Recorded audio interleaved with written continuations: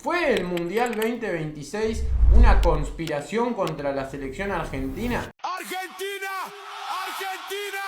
¡La escaloneta ya llegó! Así lo creyeron muchos usuarios cuando se viralizaron placas, capturas de una agencia llamada PR 360 Sports, locada en Madrid, que supuestamente había pagado a influencers y creadores de contenido para atacar a la selección de Lionel Scaloni y, por supuesto, de la cabra, de Lionel Messi. Sin embargo, las capturas que aparecían en las redes quedaron claro que eran hechas con inteligencia artificial. No hay evidencia de una campaña paga.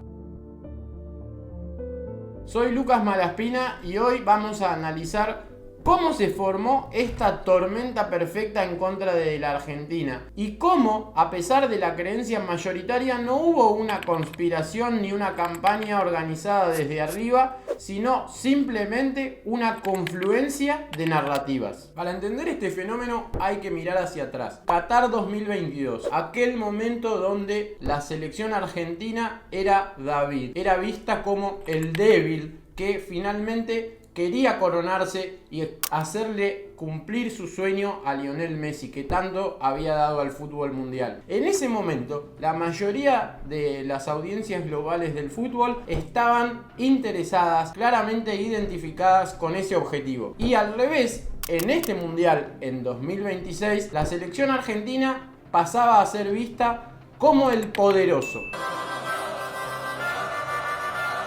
Y esto quizás a muchos les resulta extraño porque consideran que la Argentina es un país que no tiene suficiente potencia en otras áreas como la economía. Pero en el fútbol efectivamente era así. La selección venía de ganar 2 Copas Américas, el Mundial, y por lo tanto se proyectaba como una selección muy poderosa, muy candidata para ganar este Mundial.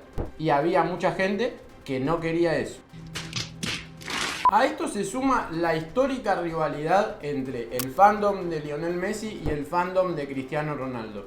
Por supuesto que este fandom de Cristiano Ronaldo, que además es un 30% más grande a nivel global que el de Lionel Messi, se encontraba un poco resentido ante la posibilidad de que Lionel Messi se coronara una segunda vez. Y empezó a ver en cada fallo arbitral, en cada intervención del VAR, interés por parte de la FIFA para lograr la coronación de Messi por segunda vez en lo que iba a ser seguramente su último mundial. Pero la política tenía que entrar en esto de alguna manera. Y así fue. Porque la Argentina, desde que tenemos a el nuevo presidente Javier Milei, ya no juega el mismo rol en la identificación entre países, geopolítica y diplomacia global.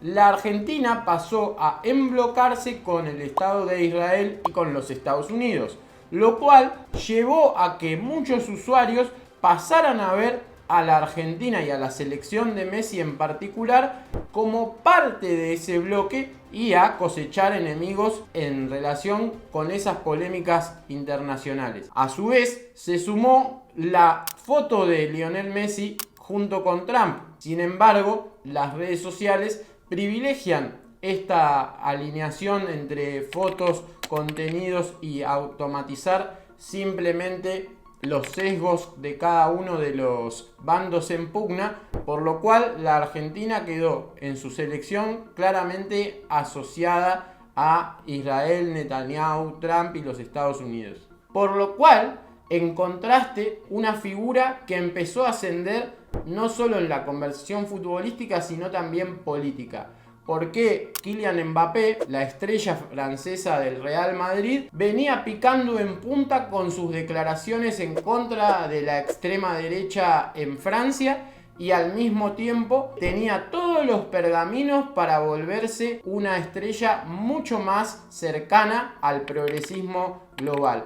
Así fue y quedó graficado también meméticamente como una de las principales figuras de este mundial, viralizándose la idea de un Kylian dictador, que en realidad había surgido en el Real Madrid, pero que ahora se la podía apreciar en videos tanto editados como hechos con IA, donde Mbappé daba las órdenes a su ex entrenador Didier Deschamps. La gran clave de cuando explota este asunto narrativo que terminó poniendo la Argentina como si fuera el poderoso frente a los demás fue el partido con Egipto, porque en el partido con Egipto se mezcló también la política del lado de la otra selección. La selección de Salah tenía a un técnico que se había pronunciado abiertamente por la causa palestina y obviamente Egipto es mucho más cercano en términos de lo que representa el mundo árabe con la religión musulmana y con la causa palestina. Se armó una situación donde la selección egipcia venía muy bien futbolísticamente y luego cuando la Argentina ganó con un gol que se le anuló al equipo egipcio, empezaron a sonar mucho más las teorías conspirativas. En ese momento, por ejemplo, Mamdani, el alcalde socialista de Nueva York, salió a decir que había sido robado el partido a Egipto,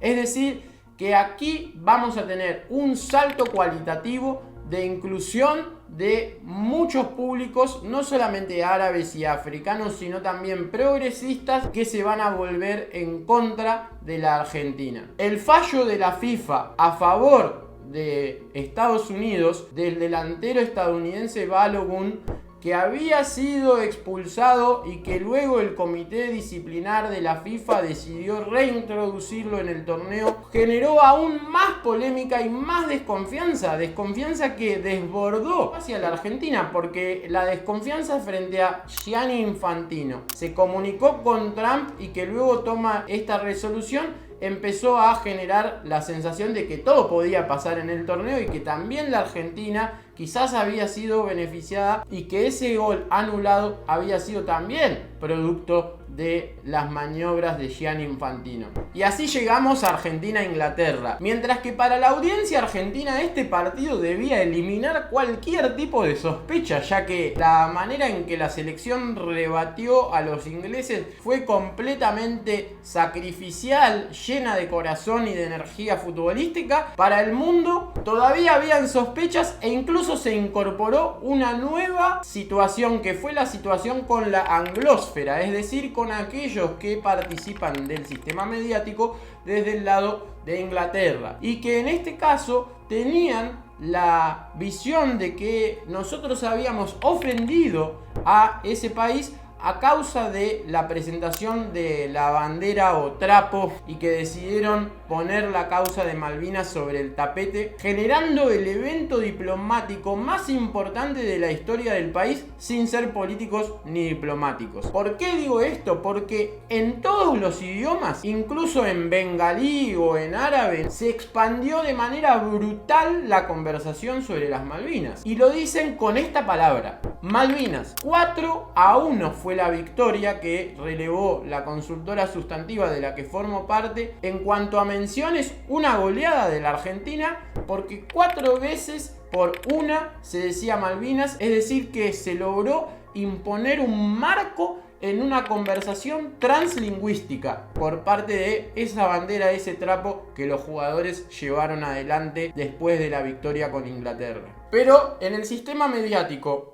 anglófono y luego en los otros empezó también a generarse la percepción de lo que los argentinos eran unos cancheros, unos que no respetan las reglas, la instauración de una Argentina sucia, vulgar, deshonrosa. Por lo tanto, la percepción fue muy diferente en ciertos ecosistemas y se expandió la idea de que la FIFA debía sancionar a la Argentina, porque en definitiva así lo marca el reglamento y así se había aplicado contra jugadores de España. Habían hecho una canción por Gibraltar y eso había acarreado la sanción contra 2 jugadores españoles. Como si esto fuera poco, todavía faltaba agregarle un poco más de picante al significante Argentina. Y en realidad era el primer asunto que se arrastraba de 2022, cuando The Washington Post sacó un artículo planteando por qué en el seleccionado argentino no había jugadores negros. Y esto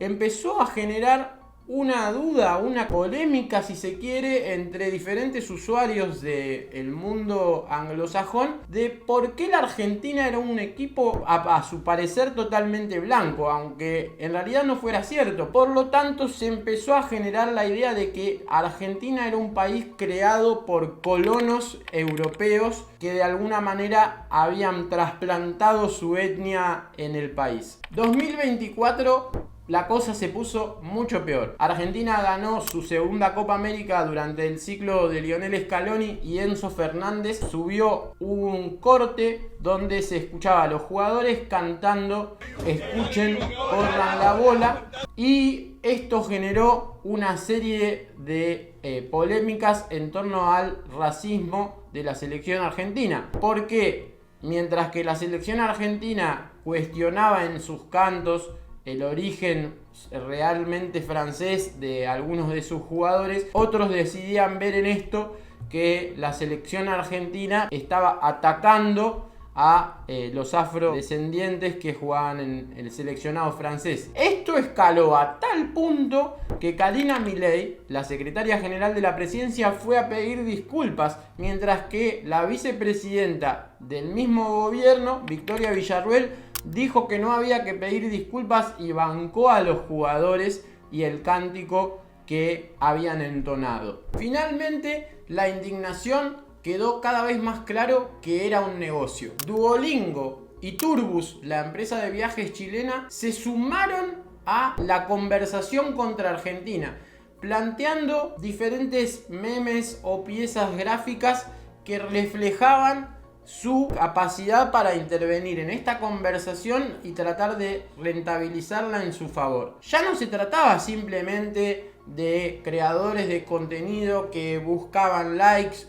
o de trolls automatizados que debían tener también un interés en monetizar esta conversación, sino que directamente empresas entraron en ella con el objetivo de aprovechar el clima que se estaba generando. Argentina no fue víctima de la campaña de una agencia de marketing, sino de su propia visibilidad. Quedó en el medio la marca país de tensiones culturales, raciales, políticas, y también favorecido todo esto por la traducción ambiental que las redes sociales hoy permiten, que diferentes contenidos en diferentes idiomas puedan ser apreciados en el idioma de que la persona que los recibe, y que esa persona comente y que esa persona escriba o desarrolle nuevos videos que luego también van a ser percibidos en el idioma de la audiencia. Claramente, la Argentina es un público muy interesante para las redes sociales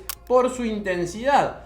Y cuando se ataca a la Argentina, muchos argentinos van y responden. Es decir, que nosotros mismos constantemente, como en este video, estamos aumentando la viralidad de esa supuesta y no comprobada campaña anti-argentina. En 2026, entonces, en este mundial, la Argentina la ayudan fue la frase perfecta para que públicos que no compartían absolutamente nada se unificaran a descargar sus propios agravios a través de un mismo lema, de una misma frase central que unió a estas diferentes narrativas que confluían. El fútbol fue la excusa perfecta para hacer más simbólicamente importante, más trascendente a la Argentina. Acá está lo más picante de todo. Aquellos que creían que era cuestión de la Argen FIFA o la Bargentina se quedaron sin argumentos cuando finalmente, producidose la final del torneo, España derrotó a Argentina sin que se pueda plantear que haya habido una intervención arbitral favorable al país. Es decir, que quedó de manifiesto que simplemente se había tratado de un empaquetamiento del resentimiento